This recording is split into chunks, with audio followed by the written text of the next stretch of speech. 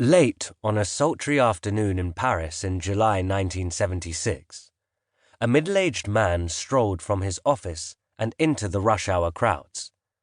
He wore horn-rimmed glasses and carried a battered briefcase. Alain Bernard, a lawyer, had been a corporate executive for 15 years, but looked more like an academic. Billboards of bronzed girls in bikinis smiled down on Bernard as he jostled his way towards the metro. It was nearing the time of year when millions of Parisians would leave the city for their annual summer holidays. Bernard sidestepped an elderly man bent over a pile of magazines. The man was cutting the twine from the bundle and stacking the copies of Paris Match on the racks of the newsstand. Bernard's eyes followed the recognizable bright red logo. Then, having glimpsed the cover photo, he froze. The dark eyes glowering from the familiar face had stopped him in his tracks. A cold, arrogant, but handsome face. There was no mistake. It was Charles Sobhraj. The headline read, "Death rides the road to Kathmandu." Bernard hurriedly bought a copy of the magazine, sat down at a pavement cafe, and contemplated the cover. Charles was pictured in a pose Bernard knew well, one hand on his hip and the other on a table scattered with dollars.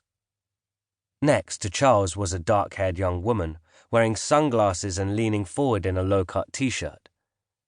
She looked more attractive than Bernard remembered her. "Police have embarked on a massive manhunt for 3 brutal killers," read the photo caption. "They slay young hitchhikers on the holiday road. A dozen victims have so far been found." Horrified, he quickly opened the magazine, where his eye was caught by a lurid comic strip.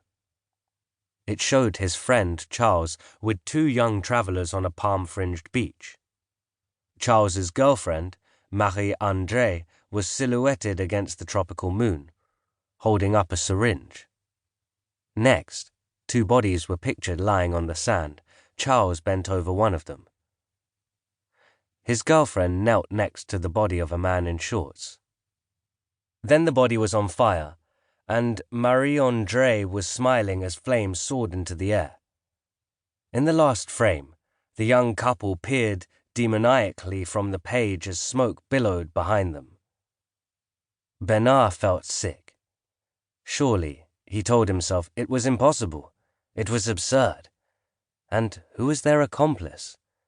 An Indian national, apparently a young man called Ajay, whom Bernard was sure he had never met. He turned the page and found a photograph of a girl in a bikini, her arms outstretched and her eyes closed. "An 18-year-old American found dead in Pattaya," the caption read. "Another victim of the fiendish trio?" Almost against his will, his eyes skimmed the story.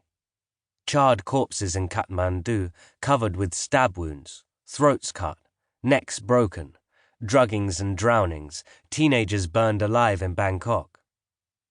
All the work of a mysterious Alain Gautier, now one of the most wanted men in the world.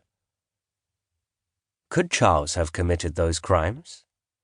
It was still a mystery to him how his own life, that of an orderly and respectable bachelor, had become intertwined with this wounded young man, an incorrigible criminal whose career was now sending the world's press into paroxysms of grisly prose. Looking up at the blue sky, his thoughts traveled back to the day 10 years earlier when a sudden impulse to do good for the world had drawn him into close proximity with this terrible darkness. Bernard remembered he had been taking a Sunday afternoon stroll through the park near his home. It was 1966. He was 38, prosperous, but bored. The air was sweet with the smell of freshly cut grass and flowers, but the ease of his cultivated life seemed sterile and cloying. He was trapped in a ghetto of privilege.